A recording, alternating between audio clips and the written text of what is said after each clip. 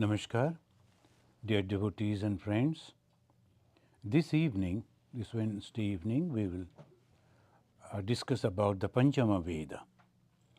Now, we are studying the English page 859 and Bengali 929.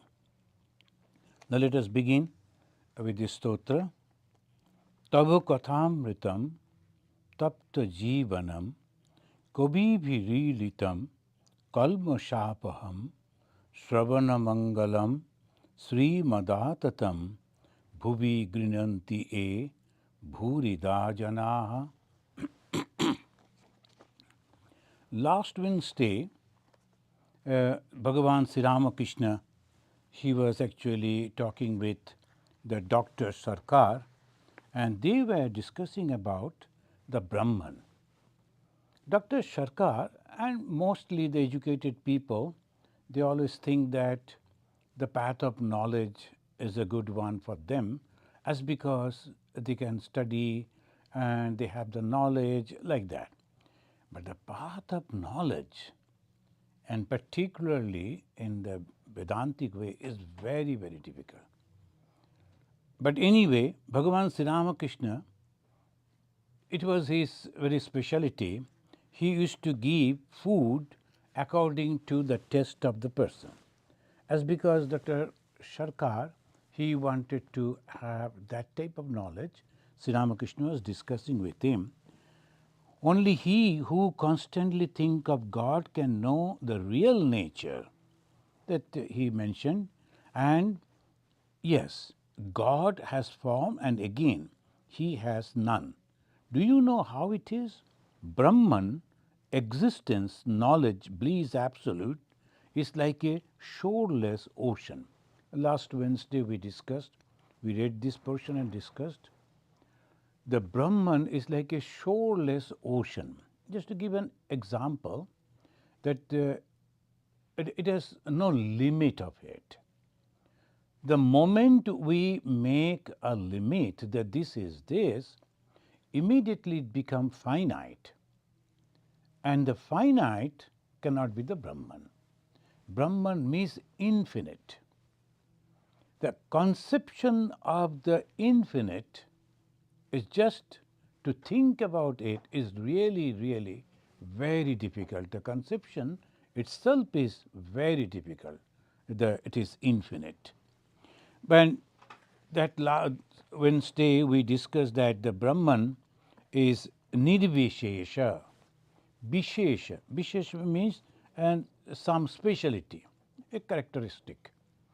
This person is tall, this person is short, this person is like this, different type of Vishesha. Brahman has no Vishesha, no characteristics. Nirvishesha. Again, Nirguna. Now we can understand that either it will be very good or it will be a mixture of good and bad or it will be bad. So gunas must be there, the three gunas. Gunas means the quality, but no, Brahman is not having any qualities, it is nirguna. Then it is completely free from any activity, nishkriya. The activity, any type of activity, and it is completely beyond that. It is nothing. We are breathing, we are blinking, we are yawning, we are moving, we are talking, so many activities are there. In Brahman, nothing is there. The nothing is there. That is called the completely inactive, nishkriya. No karma, no activity. Now, friends, why they are mentioning like this? To have a conception, an idea about the Brahman. When we are following the path of knowledge, where we are thinking that the God is infinite, God is all-pervading, think of it. That is why in the Bhagavad Gita itself, Bhagavan Sri Krishna also mentioned, it's very difficult path. We casually take it, we think, oh, this is a wonderful, we have read this, we have read that, we quote from, nothing like. Of course, as a professor, just for the knowledge, it is okay. But if we really want to realize Brahman and we are aspirant, we like to reach over there, these are the things we have to keep in mind. So it is very, very difficult.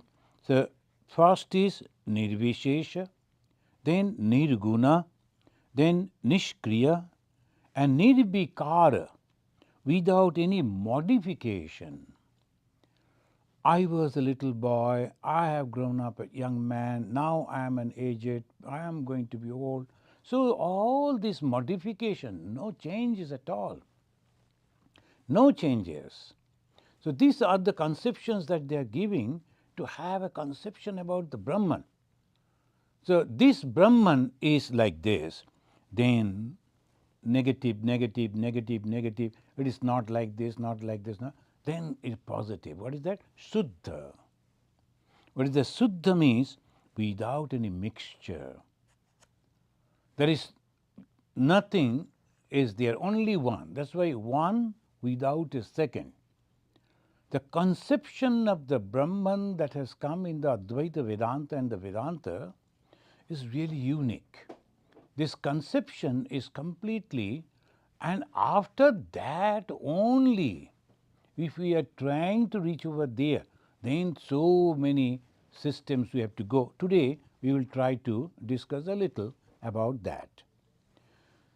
So path of knowledge, then the rishis, they were discriminating, they were going on analyzing, and then they came to the truth. And when they found that truth, they are in great joy.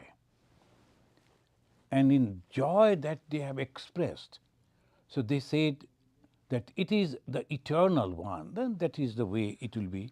They will say that the Sat Chit Ananda Sarupa, Sat existence, Chit knowledge, Ananda bliss, absolute. Sat Chit Ananda Sarupa. Existence, knowledge, and bliss. The last week that we have discussed that it is that existence means it was there, it is there, it will be there. Instead of that, nothing is there. So this is the existence. When we think of existence, we think of Himalaya or the great the monument which is standing there for a long, long, long period of time. For us, it is a long period, like the sun. When you talk about the sun, this is the same sun that Jesus saw 2000 years before. This is the same sun Buddha saw 2500 years before. Same sun.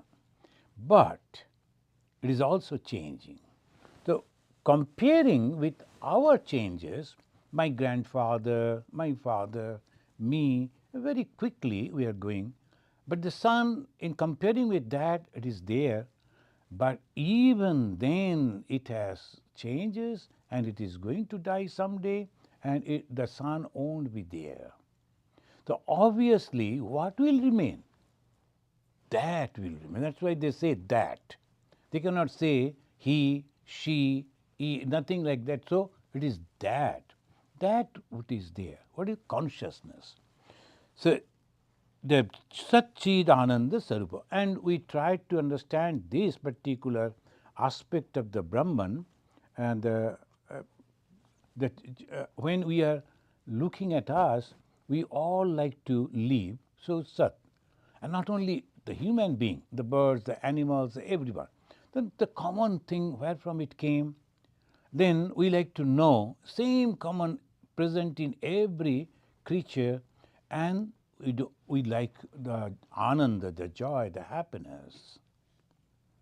So these are the three things common in everything. So obviously we can conclude, we can come to the conclusion that we are from the same source, all of us. The different names, different forms, different features, different timing, but we are from the same source. This is the one, the unique experience and the knowledge that came. So we say that the creator is Sat, Chit, Ananda, three Sanskrit words they only used. Sat means existence, Satchit knowledge, and Ananda is the bliss.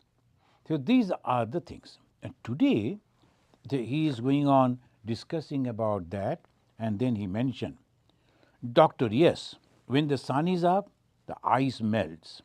And what is more, the heat of the sun turns the water into visible vapor. Now, he is talking from, because he is not a Brahma Jnani. The Brahma Jnana is a completely different thing.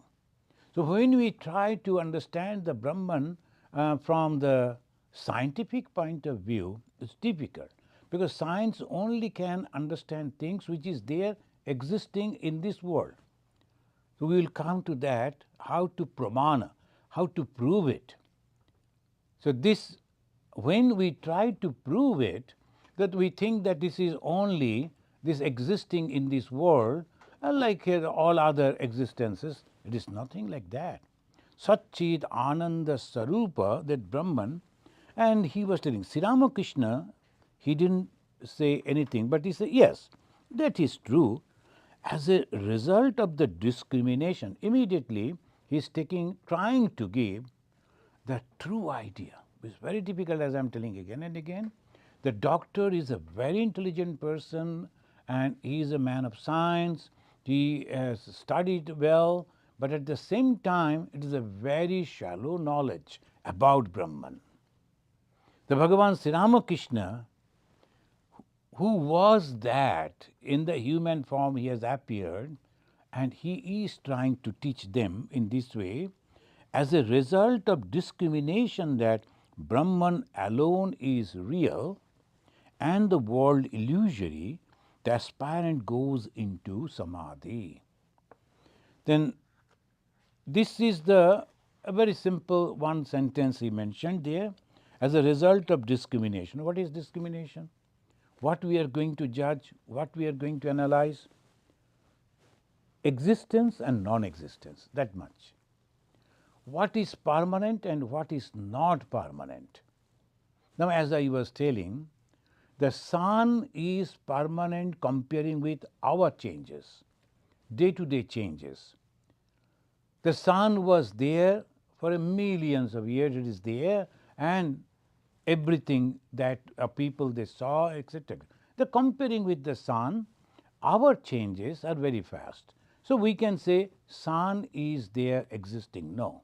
Here it says the real existence. Even before the sun was, it was there, and when nothing will be remaining in the apparently, it will be there. So as a result of discrimination, that Brahman alone is real and the world illusory. Unreal, no, he is not mentioning unreal, illusory. Why illusory? It is there, but it is not real, real in the sense of existence. So it is not real. So we have to understand when it says it is not real, it is in the sense of existence. Not that it is not there. I am putting my hand on the table and I say table is not there. No, it is there. Of course it is there. I am putting my hand on my body. It is there. Of course there. But when we are comparing, when you are trying to understand the eternal existence, of course it is not there. So it is like an illusory. Why illusion? Because in the dream also we see so many things are there. And when you see the dream, we think it is real. So same way, and in the dream we think it is so many years have passed. And I am there living with them and doing this, doing that. That time, the time, conception of time in the dream is also as good as present day. So we are thinking, and oh my God, so many days we are here, we saw so many changes. So that existence, but the real existence, when we compare, that is absolutely,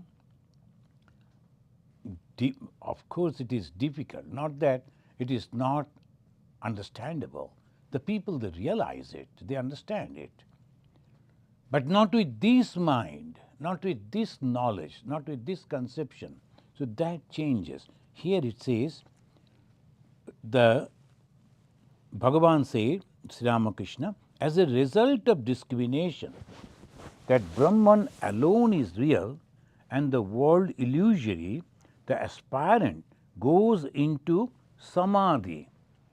He used the word Samadhi. What happens in the Samadhi? Yoga Shastra, it says, it takes the Tad Akara Vritti. This Sanskrit terminology is Tad means that. What is that? On what we are meditating, on what we are concentrating. Akara, that form, that shape, that quality. Vritti, that vritti means the quality, so we become like that. Now, I was thinking in that particular form, I become like that. The devotees, they meditate on their chosen idols. Maybe Krishna, maybe Rama, maybe Durga, Kali. Then when they are meditating on that, and slowly, they transform into that. They become like that. In the meditation, apparently when we look at that, the figure, that is as it. But when he is meditating or she is meditating, they completely forget their own personality, the body, the timing, the place. They become like that. So that is called tad, that, akara, the form, vritti. It becomes like that.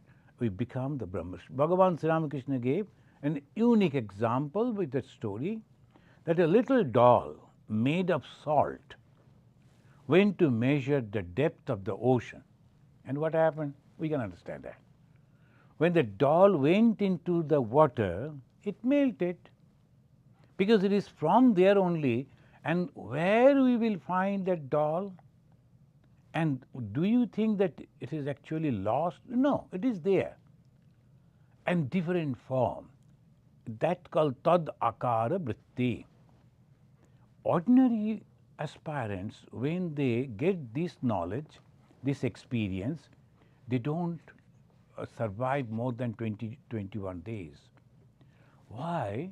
After that, the feeling for the body, for the food, for other maintenances of the body, completely lost. They forget that they are there. So obviously, they die within 21 days. Bhagavan Sri Ramakrishna said that they drop like a dry leaf. In his case also, those who have read the biography of Sri Ramakrishna, you know, that type of condition came. But he was supposed to be alive and to spread the message of Vedanta. So when he stopped eating, drinking, like the inert, like a stone, he was living days after days. Then suddenly from somewhere another monk came, and in a very harsh way he was treating him. He used to beat his holy person and to open his mouth to forcefully feeding him, and then pouring the water and taking to the river to bathe. By that way, this holy body was saved. The Sri Ramakrishna, when he is mentioning that unless and until you are having God has given you something to do, you have performed that, then avatara or the great souls or other people, after realization of this knowledge, they all die, because they forget to maintain the body, because there is no conception of the body at that time. Tadakara vritti. So this happens. And then for him, the forms and the attributes of God disappear altogether. As because this particularly the Dr. Sharkar and others, they were going on arguing about, can God have form? You know that that time the Western influence was too much, and the Indian philosophers, they were there because of under the subjugation for a long period of time. They were not over there, and those who were there, they were also not that way capable. So they started thinking that God cannot be inside the form, inside any images. There's a great criticism about Hinduism. It was there. A good number of people, they started thinking we should change it in the Brahma Samaj.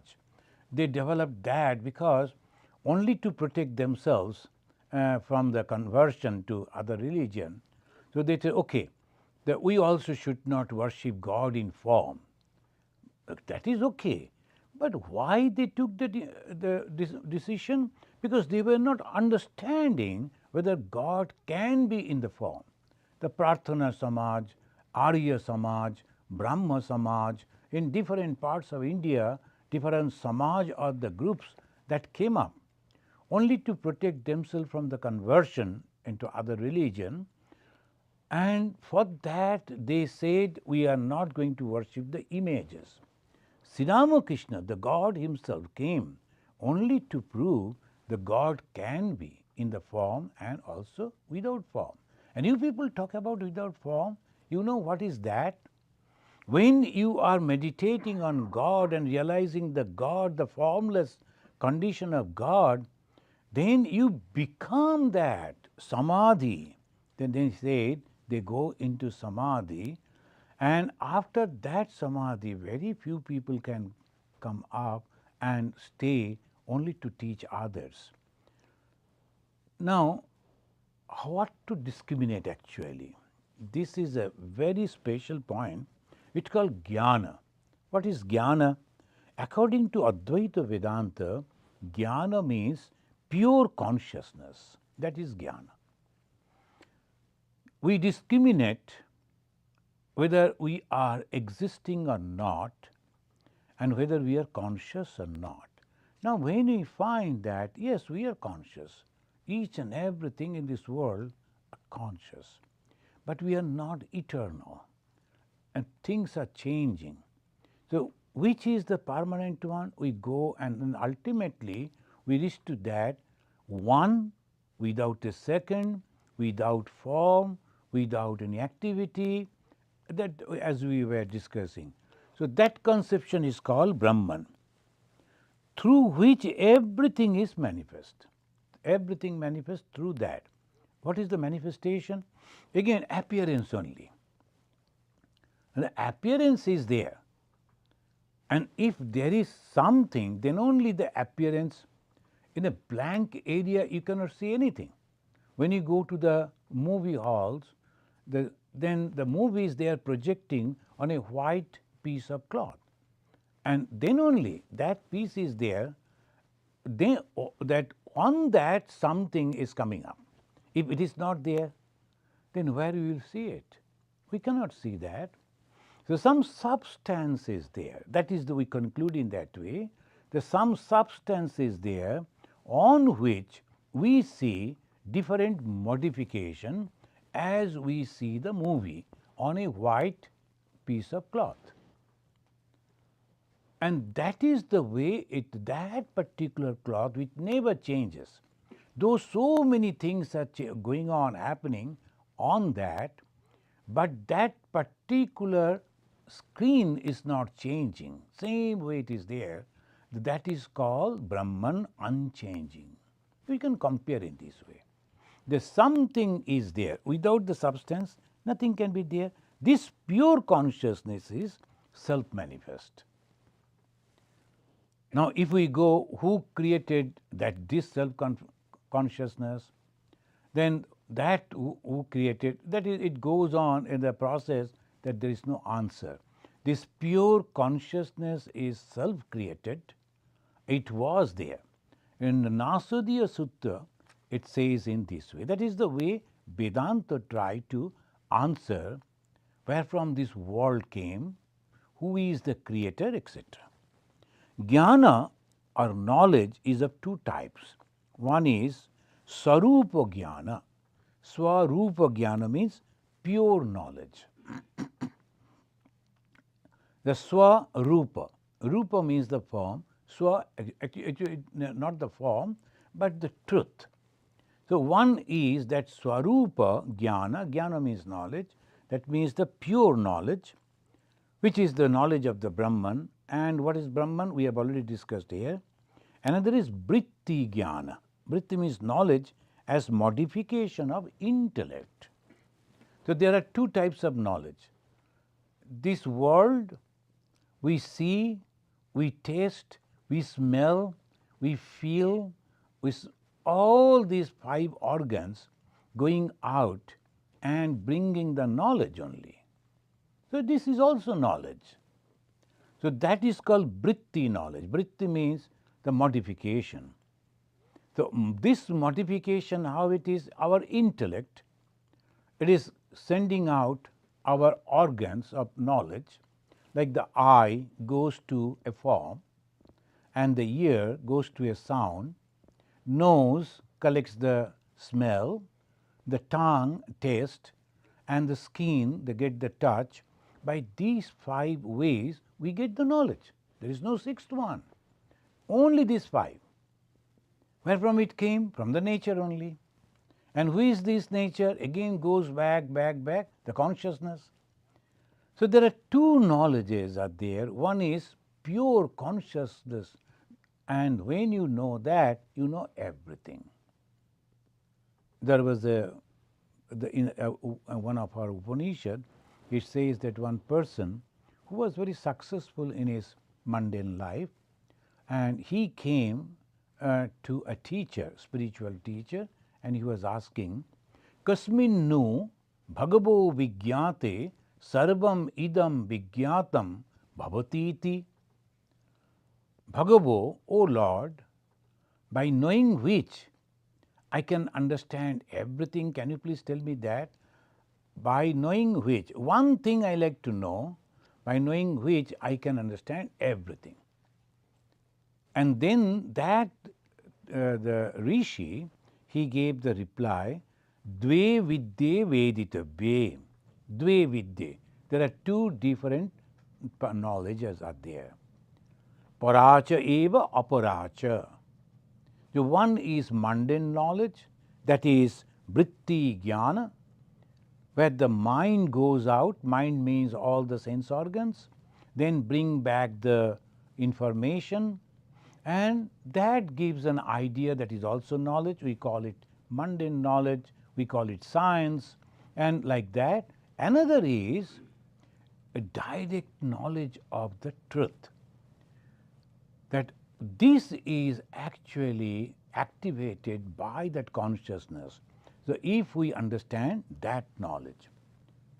Swami Swarupananda ji Maharaj, Satprakashananda Maharaj, in preface of his book, Method of Knowledge, according to Advaita Vedanta, he explained this epistemological doubt.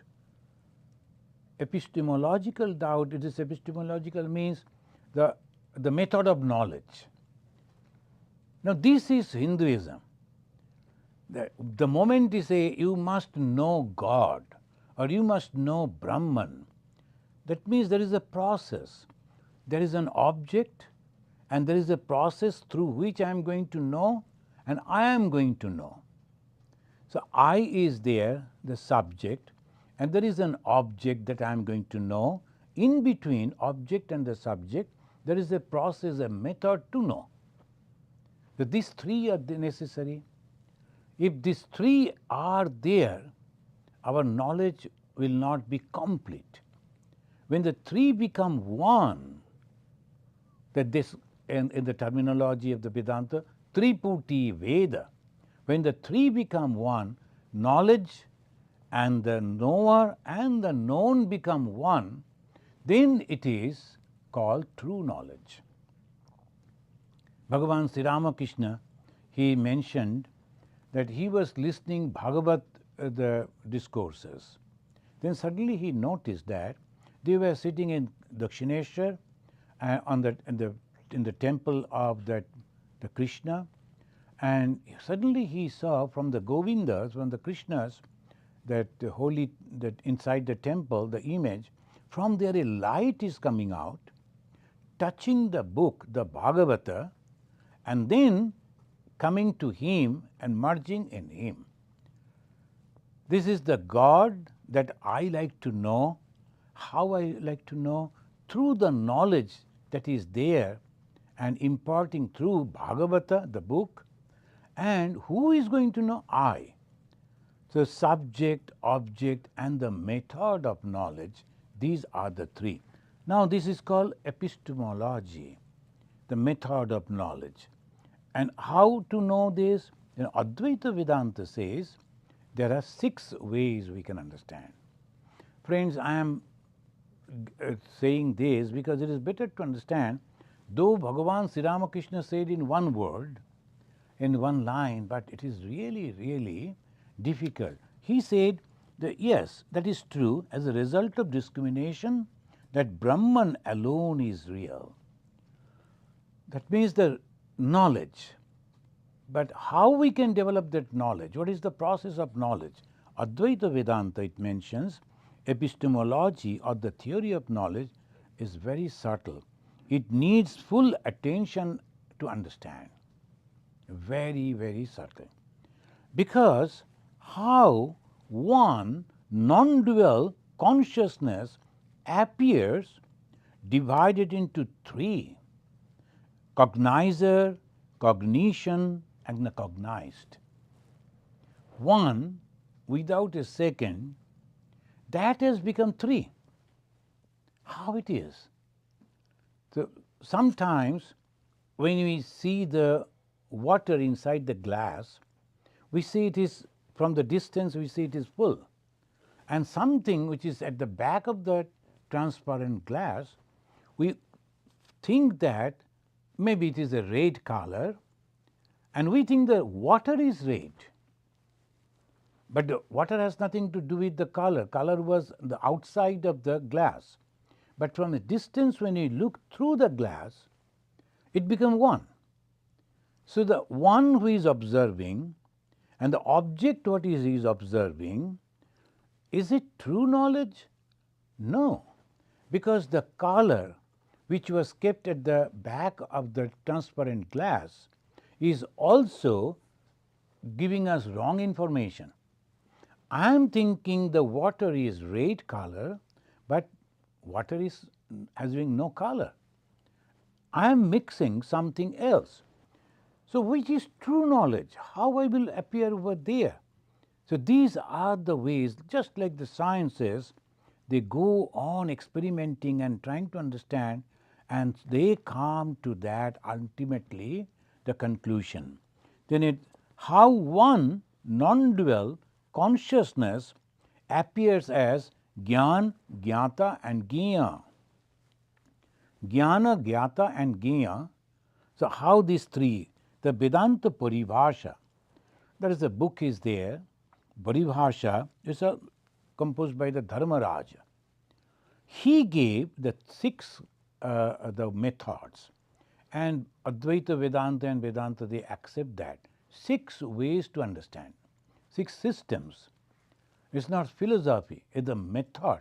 We Hindus have 6 systems of philosophy. But in Vedanta, you have to prove, because what the philosophy will do?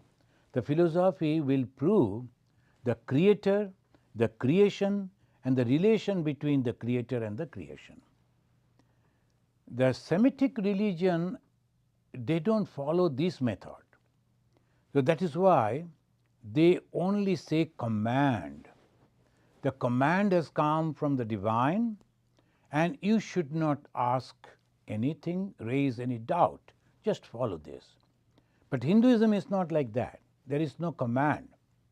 They go on researching and finding out the truth, and there only they say it is better if you follow, because the pursuit of happiness, it comes to this only. The happiness comes over here. Otherwise, we all are running after happiness. Whatever we do at the back of our mind, only we like to get happiness. Okay, how we will get the happiness? Now, I am actually repeating the same thing which my grandfather did, my father did, and I am doing the same thing, thinking that I will get the happiness. I do get, but very temporary happiness. But same knowledge I give it to my son. So it is going on, and a little happiness, a lot of unhappiness. We go on in circle, and when we die, unsatisfied. I am not happy. I had money, I had respect, I had social recognitions, but still I am not happy. Which can give me happiness? So that pursuit of happiness brings us to Vedanta. And Vedanta says the ultimate happiness is to know your own self. And how to know your own self? They say your own self is pure consciousness. You are not the body, you are not the mind, you are not the organs. You are the pure consciousness. Then they prove that consciousness is there when you go into dreamless sleep condition. So those who are studying Vedanta, you know that the avastha traya shakshi, avastha traya, the three level of condition, jagrat, shapna, shushupti. Jagrat means the awakened condition, swapna in a dream condition, and shushupti, dreamless condition. And when we are in dreamless condition, where I sustain, my body is sleeping, my mind is absent, then where I remain. That is a very unique way to understand. And that is consciousness. It is always there, it never dies, and it comes back once again when I get up. But that never gives us the knowledge, but gives the hint that when your body is absent, when your mind is absent, you are absolutely happy. In the dreamless sleep condition, we are always happy. Till today, no one reported that I was unhappy over there. No. Everyone said, I am happy.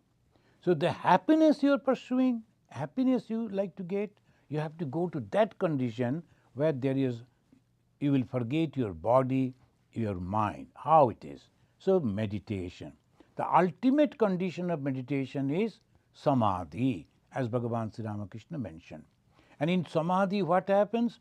I become one with the consciousness, which is nothing but happiness itself. Ananda, so that is the way. Now you say that, how to prove it? Here the method comes, the method of knowledge. There's a beautiful book, it is here in our bookstore, by Swami Shatprakashananda ji, Methods of Knowledge, according to Vedanta. There are other methods are also there. The Vedantic paribhasha, they say, and Vedanta accept that, the first is pratyaksha. Pratyaksha means perception. How we see through eyes, how we understand through touch. Those who are blind, how they understand through touch. The braille, so when I blessed at that person who developed that, now the people, those who are not having the eyes, they touch that and they understand what actually it is. So perception, the pratyaksha from our, when I get a smell, I can understand, oh, this is this. When I touch something, I understand. When I see, I can understand. And when I taste something, I can understand by this way. And when I hear, I understand. The pratyaksha means through one of either all or one of our the sense organs. The knowledge that we get is the pratyaksha. Then anumana, inference.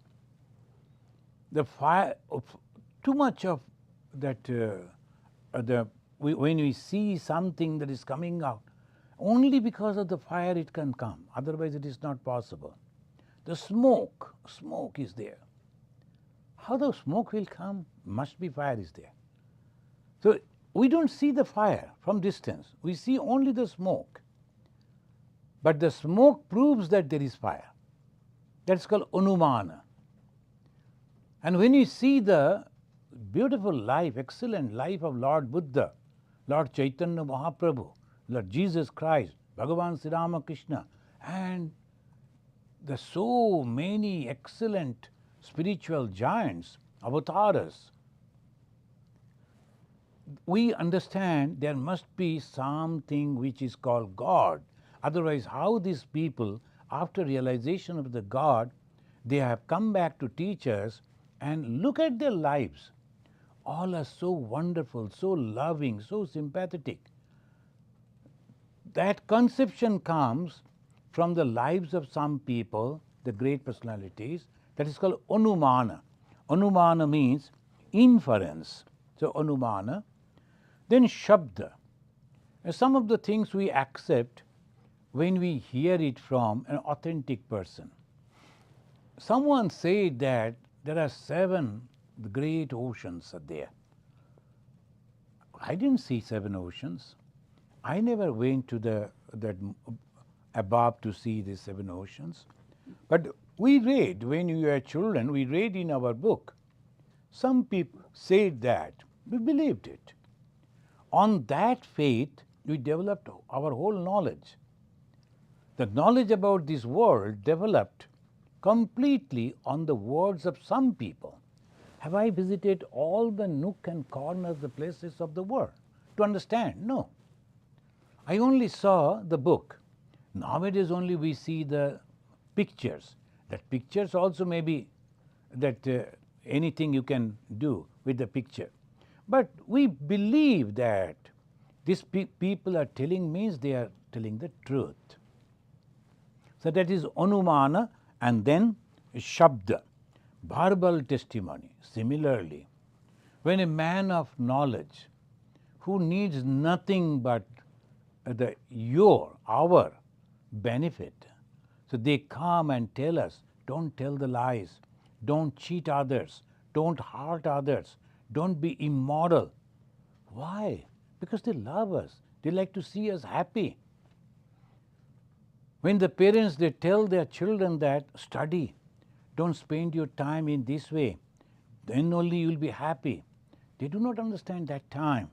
But afterwards they themselves also say the same thing to their juniors because experience. So when the rishis, the Mahapurushas, the great souls, they come and tell, as Bhagavan Sri Ramakrishna said, I am telling you the truth, there is God. You can talk to God, you can see God, you can realize the Brahman.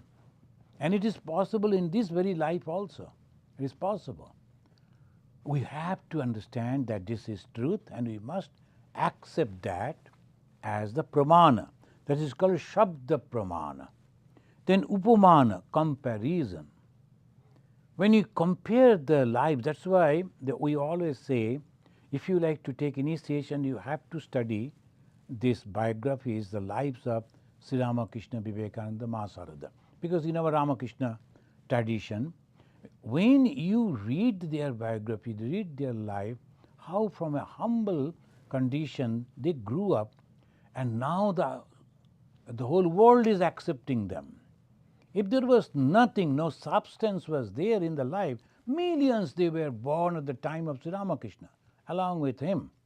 But how many we are remembering them? Millions and billions were born at the time of Jesus. How many we are remembering? We don't. So when we compare, then look at these people. Jesus was not having a piece of land to lay. But now he is in the hearts of millions and millions of people, half of the world, bowing down at the feet of the Jesus. But look at the king. They were at that time ruling. Who knows them? Who remembers them? No one. So comparing these, we understand there must be something very unique. So that is called upamana, comparison. Then arthaprati, postulation. That is also a valid way to understand things. When someone is going on telling, and in traditional it is coming, and it is not breaking anywhere, that means it must be true, it is there. And anupalabdhi, that is also that I don't get the realization, I am not feeling that way, that also proves. I remember that, I think in many of my talk I mentioned, in Bombay, in our ashrama. I was that time very young Swami. I was attending a talk given by a senior Swamiji, and suddenly in that meeting a gentleman stood up and said that I don't believe that existence of God. He was talking about God. I have forgotten the subject, but only the question answer. He said, I don't believe the existence of God. And Swamiji immediately with a folded hand said, oh, I bow down to you. You are the knower of God. He said, no. I mentioned that I don't believe in the God.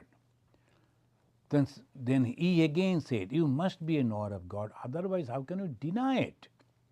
Well, I can deny now in this hall, there is no cow, there is no horse, there is no goat, there is all human being, the male and female, they are sitting, because I have idea.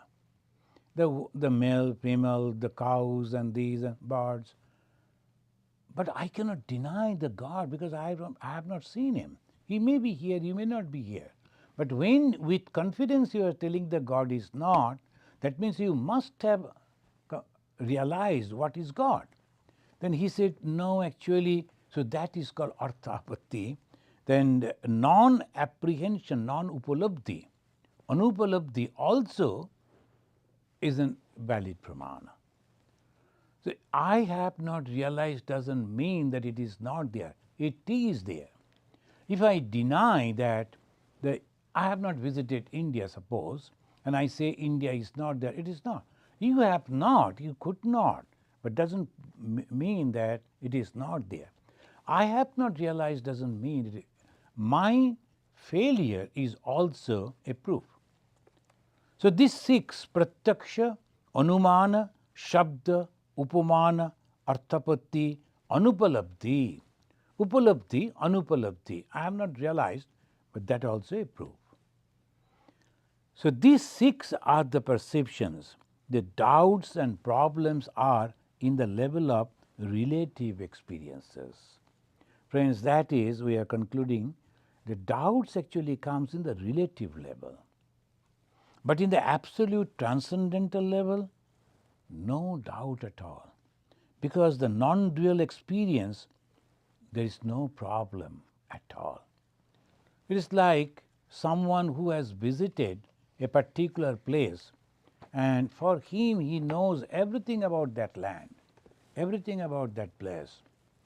So there will be no doubt at all. If even the whole world goes against him and says it is not there, he will say, I have visited that, I have seen that. So doubt comes, problem comes when we have not realized it. So that is why instead of saying there is no God, what we should do, we should try to follow the path that has been given to us by the great souls, the rishis, the munis, the scriptures, and the avatars. And the greatest one of them is Bhagavan Sri Ramakrishna.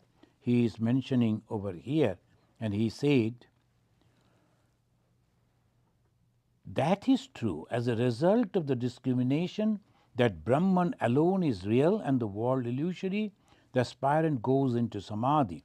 Then for him the form or attributes of God disappear altogether. The forms will be there, and it is better to be there till we reach up to that. Otherwise, there is a chances to misunderstand. When they say you are that, it doesn't mean that you means that ego which is associated with this particular body and name and form. No. You means the consciousness which is inside. Now, how to understand that I am the consciousness and I am the part and parcel of the same huge consciousness that is all over? It is the reflection, but original is there, otherwise where from the reflection will come? The reflection means original is there. So I am that. We have to follow in that way, and when we go over there, then all these other things disappear, no separation remains. Then he goes not feel God to be a person, then he cannot describe in words what God is. And who will describe it? He who is described does not exist at all. He no longer finds it I. To such a person, Brahman is attributeless. See, this is the Ramakrishna. We always go on quarreling whether God is with form or without form, whether God is only this much and nothing else or not. Some people, okay, for them, but the problem comes, this God is the only God. But it's for you, no problem. You continue. No, he will go out and then he will disturb all others, that if you are not following my path, then you are my enemy, I am going to fight with you. Here comes the problem. If you say that I don't believe in God, it's okay for you, if you can maintain in that way. But those who are believing, you will go and disturb them. No, that is not good. So I believe in this particular God is nothing wrong. You can always do that. But denying others, denouncing others, creating problem in their path, that is not good. So sarva dharma samannaya means, it doesn't mean that there will be only one God, there will be only one faith, there will be only one path. No. Variety will be there. Only there should not be hatreds. I love my father doesn't mean I have to hate somebody else's father. No. I love my father. You can also love your father. It doesn't mean anything to me. Or rather, I will be happy. So this is the way, if we can understand, Bhagavan Sri Ramakrishna mentioned, when the God is appearing with the form, only for those who still is not ready to understand the God is all pervading. Then what's wrong? It is okay. By that way, if we are progressing, the Sri Ramakrishna is the answer to this present day conflict. When we always say God is in this form and nowhere, when we say the God is only in form and cannot be formless, or only formless cannot be in form, all are correct at the same time. They are wrong when they use only. God is with form, God is without form. So don't use the word only. You like to have God with form in your particular choice, no problem. And ultimately, when you realize God, what you see, that God is nothing but the whole universe. So how can you hate? How can you criticize? How can you do something wrong on the God itself? So this should be, so that is the teaching of Bhagavan Sri Ramakrishna. His ideology means love and unselfishness. Bhagavan Sri Ramakrishna is the embodiment of Love. He is the personification of love. Why? Because he saw everything in God and God in everything. There's the complete knowledge, complete realization. And he is teaching us that. Therefore, people compare bhakti, love of God, to the cooling light of the moon, and jnana, knowledge, to the burning rays of the sun. When the devotion is there, then God takes form. And when the knowledge is there, the God has no form. He is all pervading, all powerful. When I am praying to God and I want to see God in a particular form, can't He appear before me? If He cannot, we cannot say that God is all powerful. All powerful means He can do everything. Some people, they say God cannot eat this, God cannot wear this type of dresses, God cannot have this form. Are you bigger than God? Are you dictating God? This is blasphemy. You say, I like to feed my God with this type of food because I like. That's okay. So, friends, we have to understand It is our ego which is making the barrier, and we are away from God and making God completely difficult for us to reach, because I am dictating, but God is all pervading. I cannot limit him. God is everywhere. So gospel of Sri Ramakrishna is nothing but the Veda, is the knowledge. Every page, every line, it makes us a broad-minded. From the narrowness, from the sectarian conception, we go into a vastness. My path, of course, valid. I love this path. I must follow. But others, if they are liking that, let them continue. There is no problem for me. That much.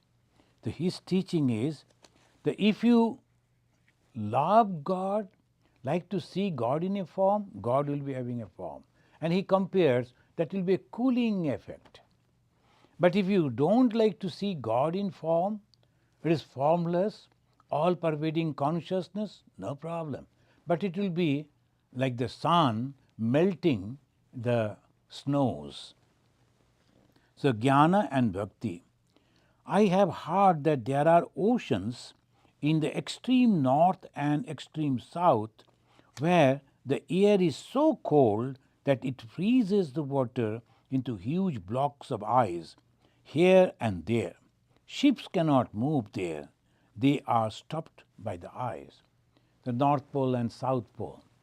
Sri Ramakrishna, he was not educated in that way, but so many people used to visit him.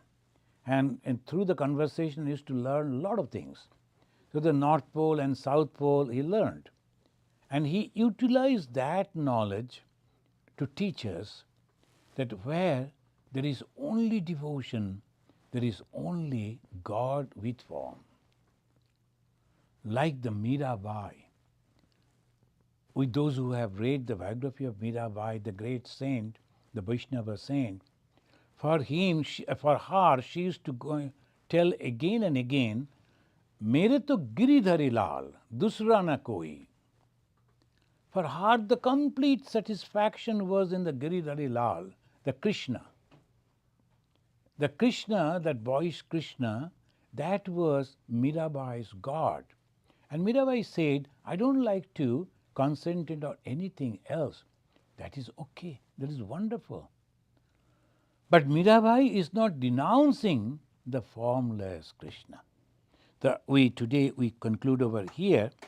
This is God can be with form and God also without form. When the knowledge dawns, then there is no form. But how to approach to that particular object, what type of knowledge is, the methods that we have discussed today, the 6 different ways. Thank you, friends.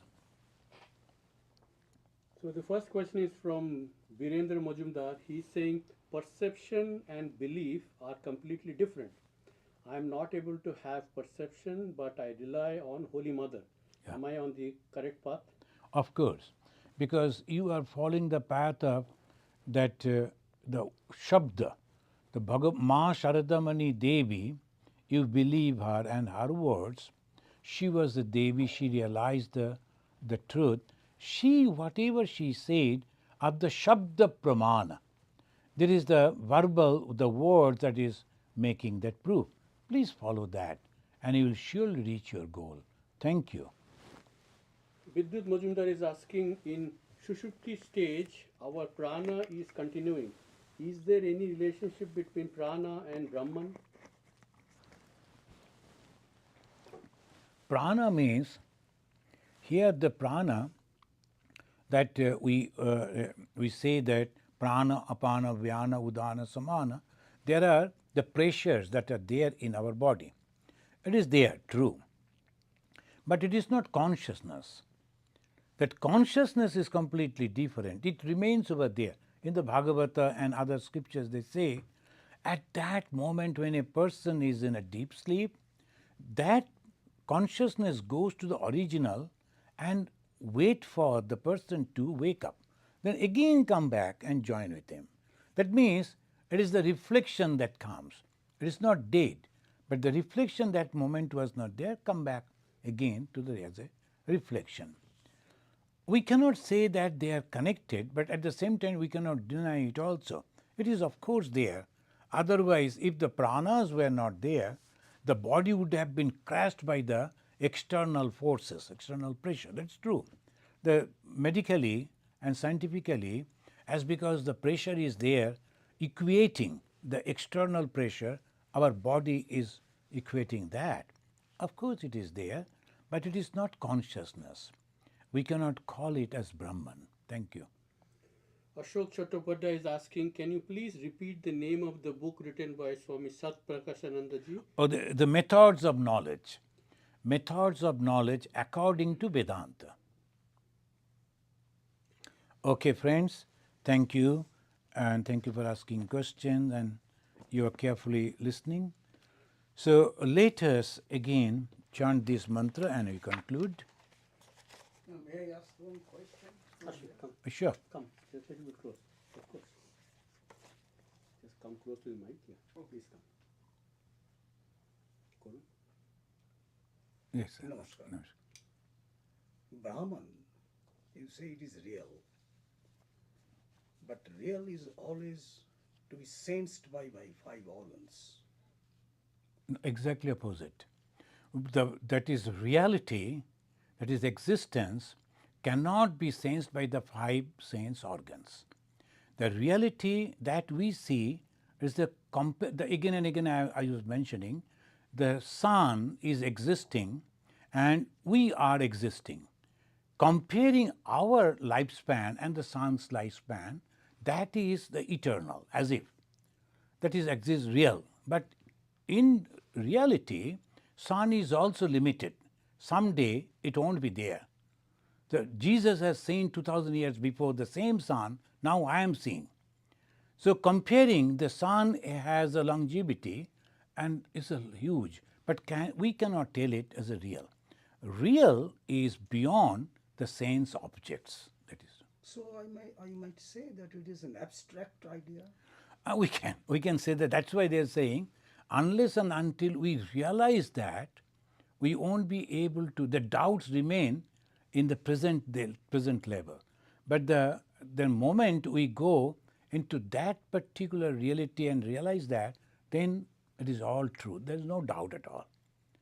So that pramana that I was telling, the 6 systems of pramana, 6 ways, 6 methods, that through that, all of them are 3-1, when you reach over there, it's completely different. Like we can give the example, as a baby, she is talking with a doll. But for us, it is just nothing, it's illusory. But for her level, it is purely true. She can hear the cry of the baby. She can feel, I mean the doll, and then she can feel the doll is hungry and she wants to feed the doll. For her world, it is real. For our world, it is unreal.